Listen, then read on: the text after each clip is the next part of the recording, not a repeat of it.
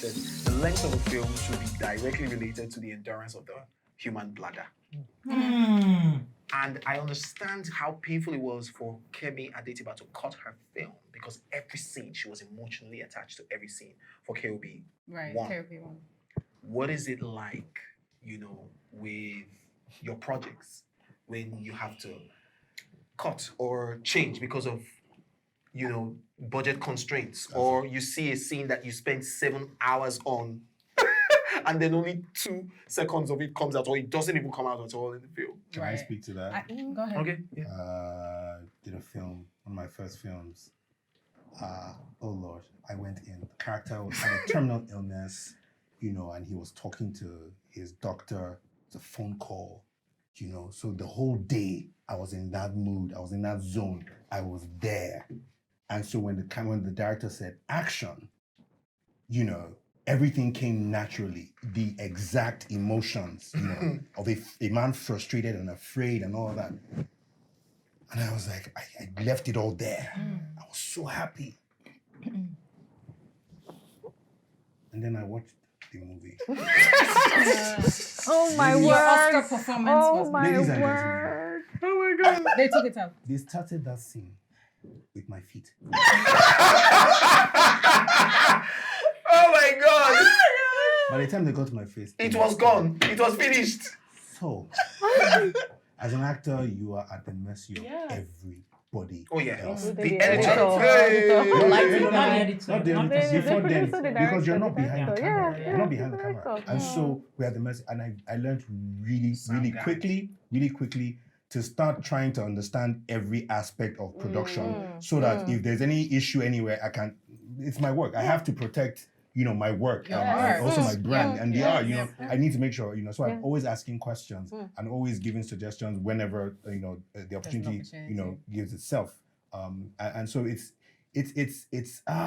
is the most disheartening thing, to live the life of a character and to be so invested in that character, and then at the end of the day, it's just not, the story is not told as, as it should, because, I don't know, for whatever reason.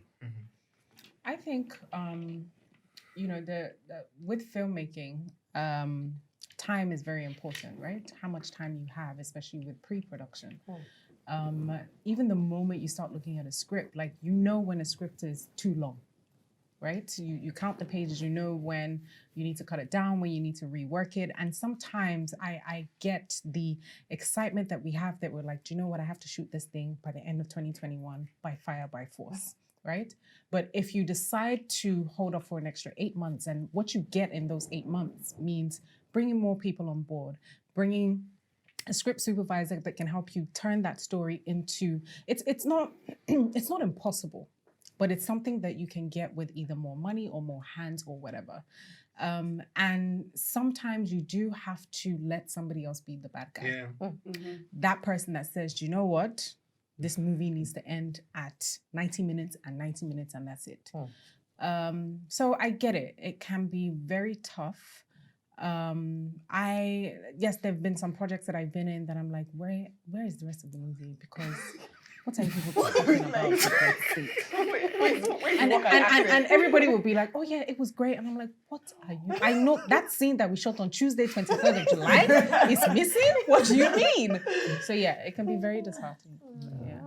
Well, I think I learned very quickly. I learned as an actor that you should remove your emotions from a project. I was on a project once as an actor now, and the writer happened to be on set. And the director, God, I can't even call his name, just a local human being like me. The director, he's very thorough, so he was on set and he was like, okay, Foma, you do this. And the writer comes and says, no, director, she's supposed to. And then he looks at her and says, obviously, this film is almost directed by you, So I think it was that one statement, the first time I heard that, I understood that you had to be emotionally removed from, right? So there are a lot of projects where I have just done just maybe the story, and I've given to a writer to write the stories where the moves I've done where I have written, and even the play you were in, and I write, but I know better than to try to micromanage how it comes to life. However, the example that DME gave is a typical example of not understanding the story. That's not an example of knowing, that you must let go of something, because if you're letting go of the scene, then I understand. But why are you? I get very, very upset with, DPs when I say, okay, give me the shot, and they say, Mama, let's pan from. Because Why? but you know Why what? are You know you what? doing Let me it? let me tell you what it is. For me, it's the why. It's also because just based on my little experience, right, you guys, of being on sets where there's acting, I find it fascinating as a non-actor to watch what's happening. There can be so much friction between the DP, the director, and the actors, and the fact that you have to realize everybody is trying to showcase their talent. Absolutely. So in this moment, you do not need to pan anywhere. Yeah. You need to give me a shot. But the DP is trying to show you, I can Some record. tactics. Do you know what I mean? And I remember this used to happen when we used to shoot, sometimes we used to shoot like commercials and stuff like that. And I remember we'd be like, we're just shooting a commercial where we're just telling people we have a new season. And the script is very basic. Next thing you know, like they've set up the camera in the air. And we're like, why is it there? Like this is basic. But you have to realize that at every moment, everyone is trying to showcase their skill set. It's true. And that's where sometimes you wonder, you're like, is there really a cohesive team? Those are questions that you really That's have to the ask problem. yourself. That is the problem. Where you have a director of photography who is a director, whether you like it or not, he is a director, right? He is the director of the technical team, but there is an overall director, right? That picture is the hierarchy. director's picture. Yes. Do you understand? We should also understand that everybody is trying to tell a story. All we need to do is, if we have the right person at the helm, that's the director, Yes. Then he takes everybody's story and just coalesces it into one thing, and everybody feels like they're building one thing. And I've seen it happen on different sets. I mean, one of the movies that I'm on, or that I just got off set, it was the director, B. Bandele. Amazing guy. Like, absolutely amazing. I've never felt as comfortable with the director. He's always having these conversations. While they're setting up, he just sneaks over to the actor and he just crosses his arms and is like, hey, what do you think? This character, will he say this? Will he say that? Where's your head at? Yeah, where's your head at? And you take that from that person, you take from that person, and then he works things that you would never see on scripts. He just brings everything out, and I'm like, wow, and then you want to work for that person. You want to do You more. want to do more, and you're ready to, when you leave, everybody leaves behind their own selfish interest of Agenda. trying to. And I think it's So, when you Right. can trust, when you get to that place where Exactly, you can so trust. You're not Yes. afraid that this person is going to leave you out of this process. You're not scrambling and trying to make yourself seen because you trust that the leader wants everybody to be seen. But, Yeah. but here's my point. If at the time when that director or that leader is taking everybody's notion or everybody's opinion into cognizance, you need to understand that there's going to be friction, or there might be friction with some opinions. At the end of the day, it is his choice to make. Yeah, One definitely. person's We choice. need to Director understand. is We good. need to understand that. While everybody's trying to say, "Oh, I want to show I'm an actor," the DP says, "I want to show I'm good at this." This person says, "I want to show." It at the end of the day, that one person has to take the decision. And the truth is, once you've trusted that person, sadly, Sit back. sadly, Follow. if that director is the one who would say, a scene as intense as that, give me the feet. I don't know, but guess But what? do you know who else? It Do you is know his who else decision needs to to make. respect that too? Absolutely. From something that I'm seeing happening a lot more often, EPs. Okay. I've been on sets where I'm like, who's the EP? Who's the director? What's happening? Executive There's this producers. executive producers. No, There's this hovering nature that Yeah. comes. And now. that's why we need to understand there, that the there is law and director- order. Yeah. And then you see the That needs to business be there. hovering over the creative and That's telling it. creative. Exactly. That's it. Yeah. Do you understand? We need to understand, once we get into that circle, understand that once you have signed that contract, you have trusted that director. The best you can do, like Jamie, Jamie is saying, is go to do you have the director something and to say, the best you can do. I'm sorry, it's just the way it should be. You It's the don't way know. it should be. It's just the way it should I wish be. you knew. You can go to that director and then tell him, You this have is had- what I think. You have had Excuse me. more No, experience. no, No. Damn, you put the icing on the cake. I'm still Please, looking. please begin. Excuse me. What about EPs that are actors? I've never seen that. No, yeah, like you're the Yes. one that funded it. Yeah. You're an actor. Yeah. It's your Actors job. are That's fun my- movies. I've Oh, never no, been on you've a. never been No, on it's the- okay. No. God loves you. God loves me too. And I've been on sets with EPs. God loves you. Hey. you know, it's. I mean, this industry teaches you. I think I'm a better husband because I'm an actor. You're patient. You learn patience. That's right. You know, like I'm on set, I don't want to hear noise, but you know what's going on. People are raising voices. There's always something. There's conflict here, conflict there. But you know, I think at the end of the day, if you're a patient person, you have you're a well-behaved person. You know, you would go far in this industry. You know, and it's really really important that we at least say that out there. It's not about being a diva. But know, have it's you? not about- I've heard some people say that the You- badly behaved are the ones who are respected most. Yes, in sometimes, and unfortunately, some people are tagged as problematic simply because they have a system and a process, which I think is just wrong. If somebody has standards, right? I if have a they- manager send an No. email to them. even if it's, you know, I like to have my script beforehand. A week before or a month. I've had before. people get offended with me asking for a script. You've asked us to be a part of your project. The story, may we see it? Can I see what I'm going to be Yes, doing? you know. I know. Yeah, I've had- So I've I had that, know, yeah. you know, if it's a nude scene or whatever, I can say this one is, you know, it's too strong for me or whatever. And it's all part of that control thing, right? So there has to be a point where yes, this baby is yours, but you've gotta now push it out and let people respond and react.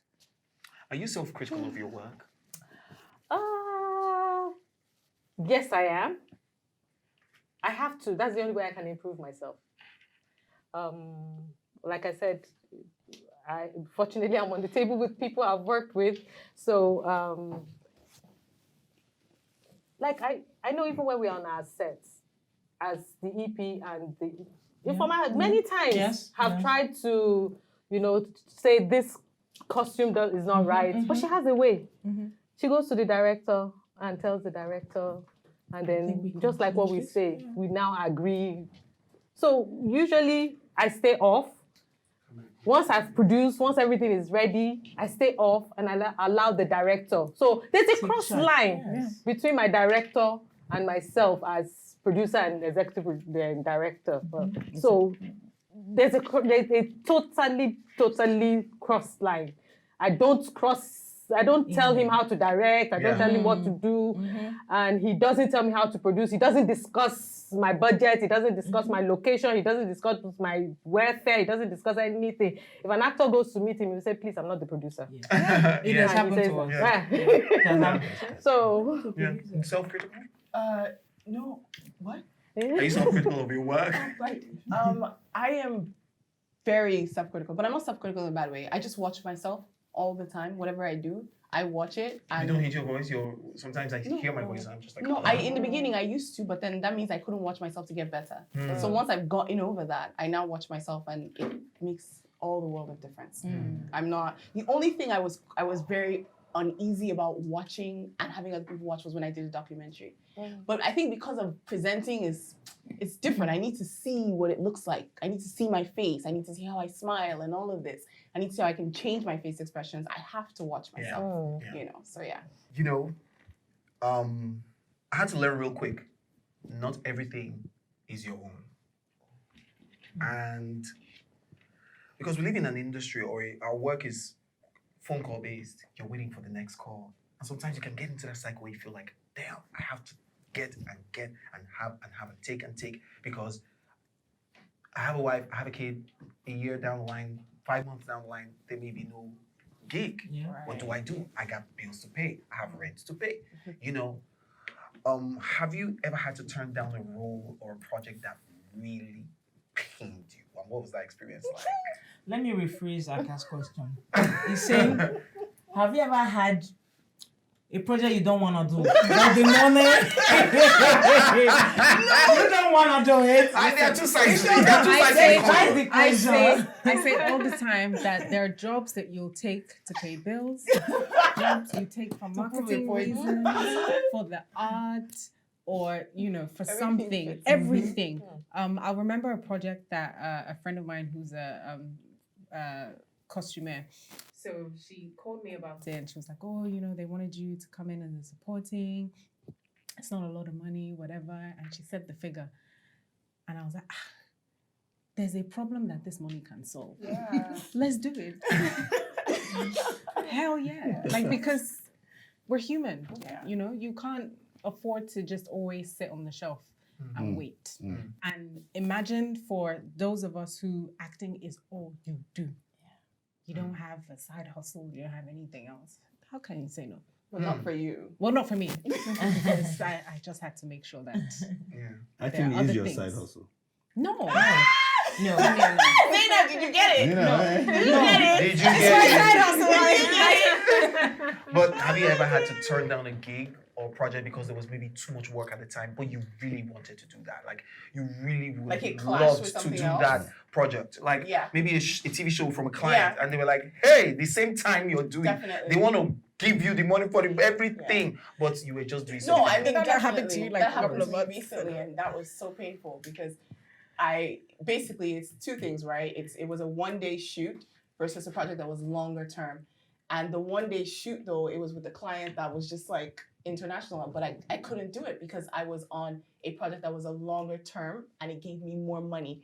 And that project was going to solve a huge need for me, you know, and I'd also already committed and I tried to make it work.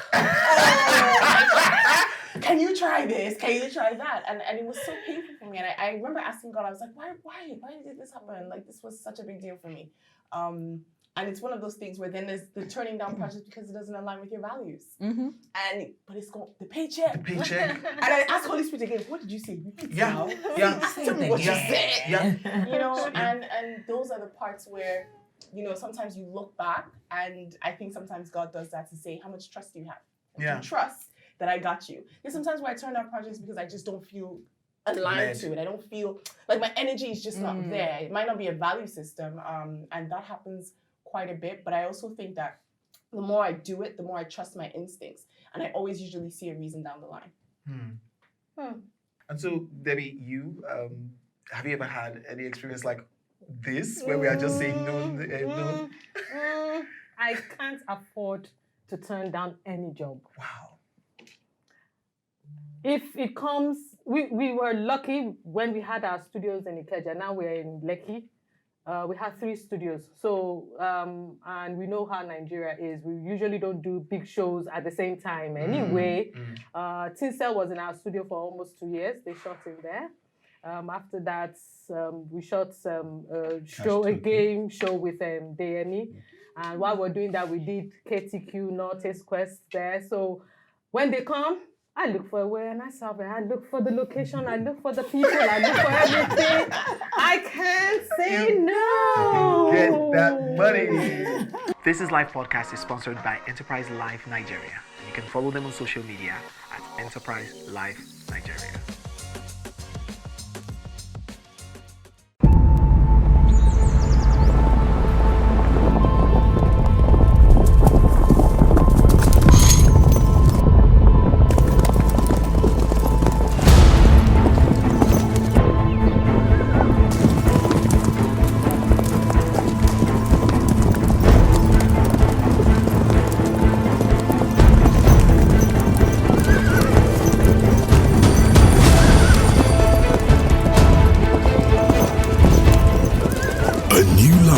Is here with Enterprise Life Assurance. Our decades of experience in the West African markets will help you achieve your dreams with peace of mind. Visit www.myenterprisegroup.io/NG or call 0700 Enterprise to know more.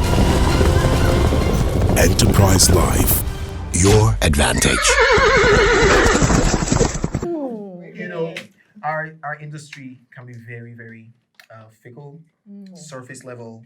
There's a lot of secrecy, a lot of competition, but to your face is but there has been genuine friendships, and you've experienced that. What is it like facing some of the competitions that you have faced that were not necessary? And I would also like to hear some of the good stories of friendships in the industry. I don't know. I've just been privileged. When I was the president of Electronic Media Content Owners Association of Nigeria, MQAN, we're a body of producers But you must own a content on television or online or have a radio show to be long. And why did we set up that association? We saw the challenges producers, executive producers that were investing in production, what we're facing with TV stations, with radio stations, and we said to ourselves, we shouldn't have to pay for airtime. They don't pay for airtime in Ghana. They don't pay for airtime in Kenya. They don't pay abroad. They commission these things. Yes. Now you sweat, you look for you get the content, you rehearse, you shoot everything yourself, then you market, then you also put it on the TV station, look for sponsorship. When they give you the sponsorship, you put it on, they now you split it into 50-50. When you now split it into 50, sometimes they preempt you because one government is doing something, they don't show the program, then you lose that revenue. So we had so many challenges then. And some of us came together to start this association, and when we started it, the first thing we were saying to ourselves was, because we can't do it alone. We need all producers. Because some producers were turning down adverts, were turning down taking their programs to TV stations. So if you do not get all the producers to see the same vision that you're seeing for the right now, you will still not meet the targets. Some people go behind, which happened. And that was so painful to some of us, myself, Uncle Papa Williams, Uncle Wale Adenuga, all of us, we came together to put this association together. But before we knew it, other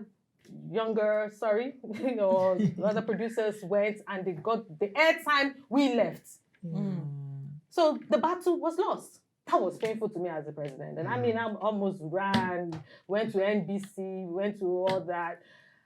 But so sometimes you do lose some of these battles. Yeah. However, the one that was very successful for me while I was even the president was we were able to get 6 minutes from NBC against the 2 minutes they were giving us of airtime for sponsorship.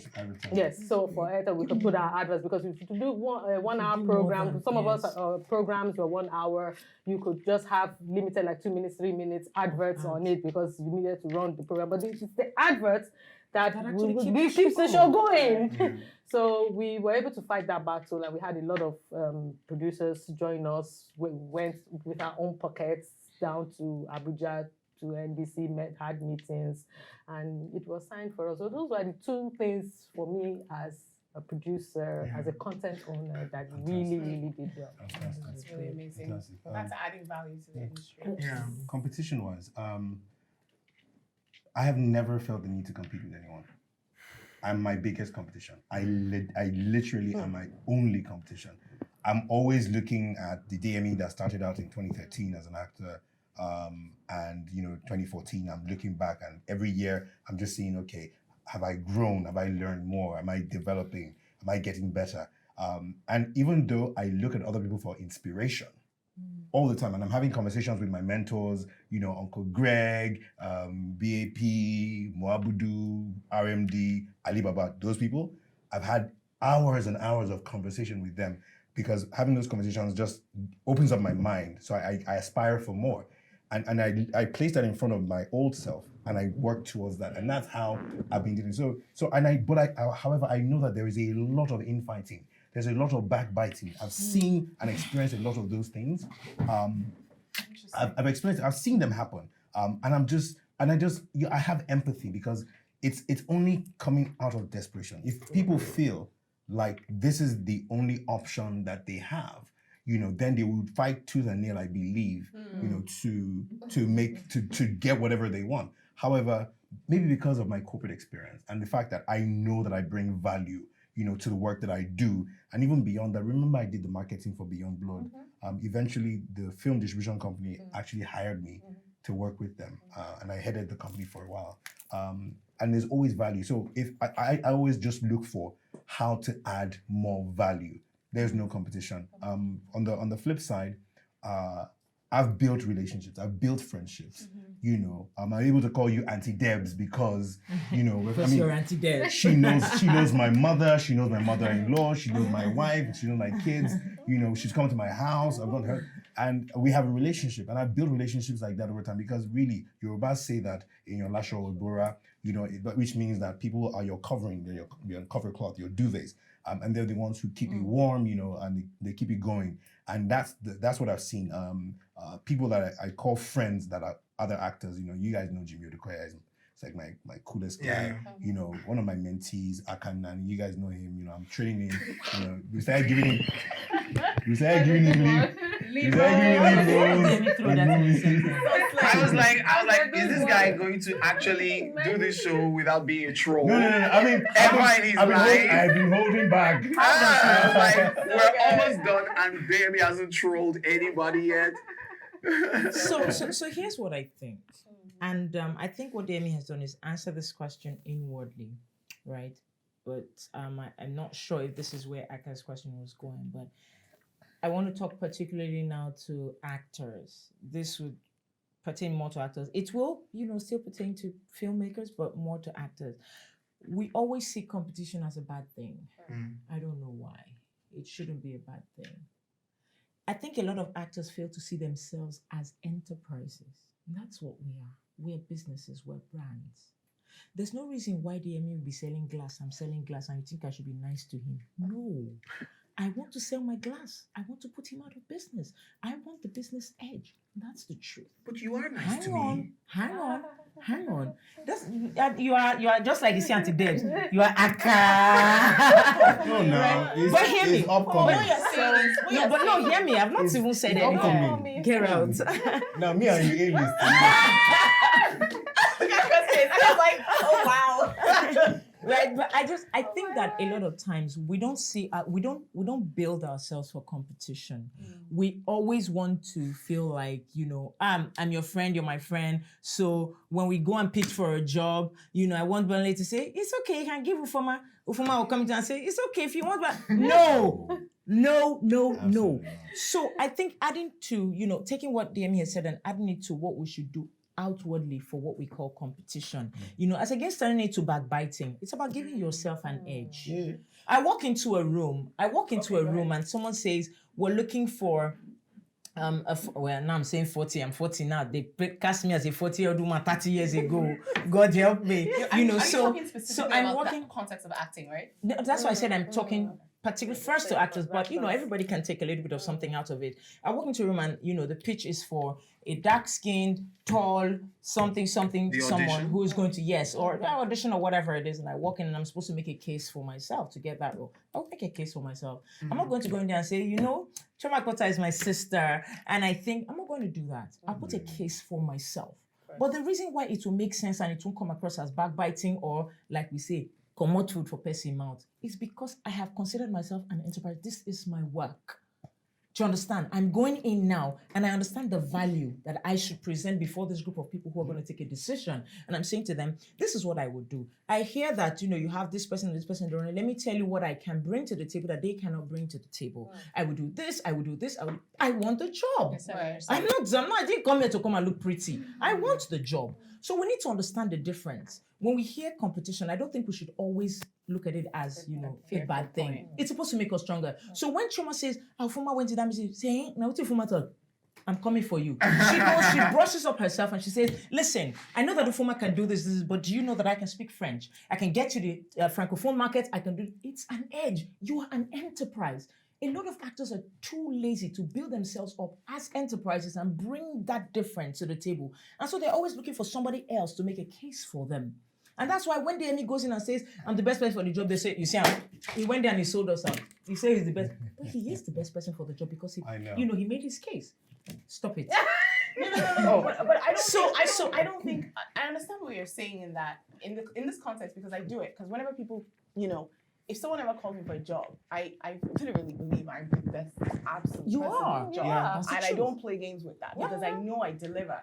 I think the challenge is the competition we are talking about is when you, again, literally something was in someone's mouth and you And you took it out. connivingly Conniving. took it out of someone's And it mouth. happens a lot. That is the line where I will draw. Like that is bad. Yeah. So that's what I'm talking about. Yeah. Excuse-sir. That's the competition that Excuse, people sir. say is problem. Let's come back to enterprise. I think a lot of this I learned from business school. Yeah. A lot of this I learned. But Hear even me. in business, Hear school, me. there are ethics Hear in me. business. Hear me. Yeah. What is ethics? There are ethics. It's in what is the rule by which the Of right and wrong. the laws that govern Fantastic. your life and What how is you your live right them. and what is my right? It's all subjective. That's what I'm saying. Jesus I mean, Christ. Are you understanding but me if now? you- Hear me. philosophy, I'm not though. going to mention names. There was a company that we all knew. I mean, all of us were like the same age. There was a company that existed and they produced cement in this country. They're no longer alive today. Guess what? The competition edged them out. He's still strong. He's still standing. So you can stand here and talk That's about not ethics. a good analogy. Let's go because to it's that a competition fantastic. and the way they edged them out was not with business principles. And But who we wrote digress. the principle? there's No, principle, there's let's not principle. digress. Let's Let's stick to no. Let's not digress. Who wrote the principle? We digress. Who wrote the principle? Let's go You know to what? social You media. know what? It's fine. Shebi, you know what? We'll come back in season 2 and talk about it. There are principles, though. There's right and wrong in this life. Yeah. Yes. And I truly believe that the Yeah. way you do conduct your life, right and wrong, I believe that, okay, I'll say this. This is my philosophy. I have no desire to win a race by winning it in an unethical way. Mine is to finish well. And I say that because, for example, there was an example, the Olympics, right? If you guys have been seeing a lot of these stories, there was 2 guys, right? So imagine they're all running and stuff like that. And he literally, like, you can come from the back. He's fallen. He's almost like drunk. You know, the guy's losing his ability to kind of get to the end. And he can win, but he chooses not to. Because in so many ways, it was like just 3 or 10 seconds of running. You're talking of is it Ferdinand, the Spanish runner I can't who remember. edged the Kenyan runner Yeah, to the and finish line? exactly. See, that's why I say it's principle. That's Everything is principle. subjective. You call it principle. I'm a slap But him. my question If I'm is, his coach, I'll beat him my up. question now is who is telling whose stories? The story that is being told is not about the person that won. It's about the person that Who did the pushed thing it. that was But right. Bolale, There's right legacy. and wrong. Legacy I hear is you. important. Legacy is also an Olympic gold medalist. What is Steve? Are we saying that he would have been wrong to have taken what was Steve his? Jobs' legacy? What is his real legacy? What do people really say about it? I don't know. Apple. It's just that he started Apple. He didn't start it. People don't have much good things He to didn't say about start it it. because the guy He was an didn't. asshole. He didn't start Legacy Apple. is important. So please don't. No, Bolale, I think it's wrong to make people feel. I think it's wrong to make people feel wrong for wanting more or pushing In the for more. corporate world. We That get what you're example- saying. No, We hear get what me. you're saying, Hear me. Ufoma. Let I me think take they're that both- I example. think But you're Ufoma, the I think truth you're is both you're equally a right. good person and you always, but people can hear you hear and you. mishear It's and Aka, misdo. Aka, we're all adults. I can't tell you what to hear. I know what I'm saying. I can't tell you what to hear. So let me take that example. It was a case of a Spanish runner and a Kenyan runner. I don't know if it was the Kenyan runner's first time, right, doing that race. Obviously, I mean, he would have been trained. But the guy thought he had reached the finish line and he stopped. Yeah. And so the Spanish runner, who's, he's like a water-cleaned runner, he edged him on and said, this is not the finish line. And he slowed down because he knew that he had come from way behind to see the guy had stopped. And he asked him to finish. Now, my question is this. Yes, so the Kenyan runner finished first, and then the Spanish runner, and like she says, the story we're telling is about the Spanish runner. Now, my question is, let's flip it. If the Spanish runner had said, guy, this is not the finish line, or you still need to go, and he went ahead, would he have been wrong? I think that's again. That's what you're saying. That Do it's you understand? subjective. That's why I say it's Yeah, subjective. exactly. Would he have been wrong? Because the race True. is to the person who crosses the Crosses the finish right. line. Right. There's no rule that says if you see somebody who fall down, you hell carry him no. like Jesus who won't heaven for And in you. a race. It's a race. That's think- my point. I think, Yeah, you're even based on the fact that we live in a capitalist world, so to speak, and Nigeria especially, we have this very capitalist way of thinking. However, capitalism without values, can lead to a lot of things going wrong, a lot of Yeah. things going bad. We In live in the a country ecosystem. right now where the value system Yeah. is so poor. So corroded. It is so Oh my poor. Oh my God. That individuals, it's rare to find individuals. It's not that rare actually. There are quite a few people who have principles and live by Yeah. principles. And But somehow we've Doggy forgotten dog. the lines between Yes. good and bad, Yeah. right and wrong. to just to add to what both of them are saying, there's a way the general public would do things. It's not left to individuals to decide how they want to live their lives. Absolutely. To the guy who stopped and said this other man deserves the win. Yeah. It's because of the principles that he has. Mhm. Okay, so maybe what we should be doing is to encourage people to have the right values, the right principles. And this society that we're in right now, Nigeria, you know, the entertainment and of course the entertainment industry is just a microcosm of that bigger picture. You know, but we do need to start having this conversation. I tell people all the time, we call ourselves Nigerians. What does it mean to be Nigerian? If you ask an American, They will no, tell they you. will. No. Let's not give the Americans too much credit. They ain't that smart. No, but they know who they are. Exactly, they know who they are. Who is in Nigeria? Let's start with that, and then let's come to Nollywood. Let's come to the entertainment industry. Let's come to entertainment, music, arts, and ask ourselves, who are we? What is our purpose? Why do we do what we do? What is the effect and of then what we maybe, do? maybe then we can start growing a value system and a value culture. You know, to say this would be the right thing to do here. And then we won't have issues of people backbiting and there's a lot of infighting. And if you're good and you're giving value, if what you're trying to be is the best that you can be, I promise you there's going to be enough space for you. For you. You're trying to be the best that you can be. I'm trying to be the best that I can be. And I honestly do believe but you know what? It's all good. It's all good. But I still think everybody should work and build those values. True. It's not going to come from someone else. No. It's not going to come from anybody else. You build your value and stand by them. Yeah. Right. Well, it's been an amazing episode, guys. I appreciate and thank every one of you for coming to speak with me. Thank you. Thank you. This is Life Podcast is sponsored by Enterprise Life Nigeria. You can follow them on social media at Enterprise Life Nigeria.